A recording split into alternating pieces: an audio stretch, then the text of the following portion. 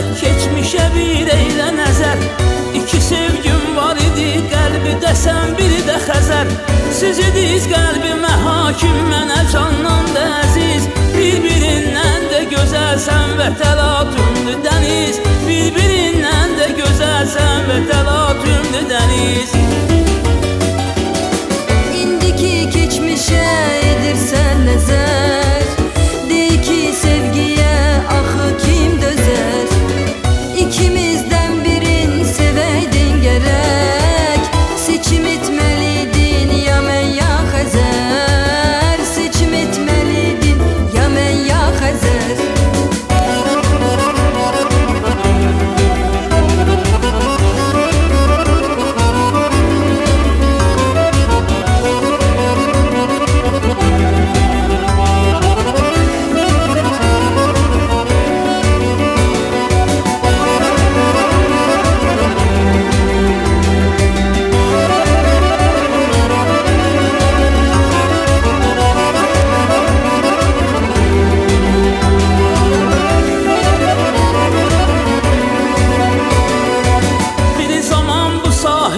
Tapmışdım məhəbbətimi, aldı məndən apardı dalğalar saadətimi.